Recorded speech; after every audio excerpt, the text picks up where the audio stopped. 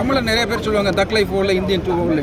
எழுதி வச்சுக்கோங்க, இன்னும் ஒரு 5 வருஷம் கழிச்சு ஓடிடியில் இந்த படத்தை தேடி தேடி பார்ப்பாங்க. ஏன்னா கமலுடைய மிகப்பெரிய வெற்றி அவருடைய தோல்வி படங்கள் தான். தோல்வி படங்கள் மக்கள் சொல்கிறாங்க இல்லையா. ஏன்னா ஹேராமா தோல்வி படமாக்குனாங்க சார். அன்பே சிவத்தில் 10 பேர் தான் சார் இருந்தால் நான் பார்க்கும்போது. ஆனால் இன்னைக்கு அன்பே சிவத்துக்கும் ஹேராமுக்கும் ஒவ்வொரு எபிசோட டீகோட் பண்ணிட்டு இருக்கிறாங்க. ஒவ்வொரு விஷயமா டீகோட் பண்ணுறாங்க. ரொம்ப அட்வான்ஸ்டாக திங்க் பண்ணுறாங்க சார். அவங்கெல்லாம் அட்வான்ஸாக திங்க் பண்ணுறாங்க. ஆடியன்ஸை பிடிச்சி இழுக்கிறாங்க. ஆனால் ஆடியன்ஸ் மெதுவாக வர்றாங்க. இன்றைக்கி நாயகன் படமாக பார்த்தோம். இன்றைக்கி பாடமாக இருக்குது. ஒவ்வொரு ஃப்ரேமும் பாடம். அதான் நான் சொல்கிறேன்ல. இன்றைக்கி நீங்கள் தக் லைஃப் இன்றைக்கி தோல்வி படம்னு சொல்கிறாங்க.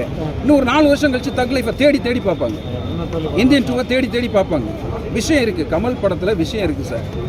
வாழ்ந்துருக்கிறார். அதுலேயும் நாயகனில் சும்மா சொல்லக்கூடாது. முடியுமா சார்? 20 வயசில் 70 வயசு போடணும், அது வாழணும், அதுக்கு ஏத்தாப்பில் முகபாவனைகள் இருக்கணும். சில இடங்களில் டைலாகே இருக்காது. ஆனால் அந்த இடத்துல உடல் பேசணும். வாய் பேசக்கூடாது, உடல் பேசணும். யாரால சார் பண்ண முடியும்? இதுக்கு மேலே என்ன சார் வேணும்? மணிரத்னமே நினச்சா கூட இப்படி ஒரு கலைஞனை வைத்து அந்த படத்தை எடுத்து ரொம்ப பெருமைப்பாக இருப்பார்.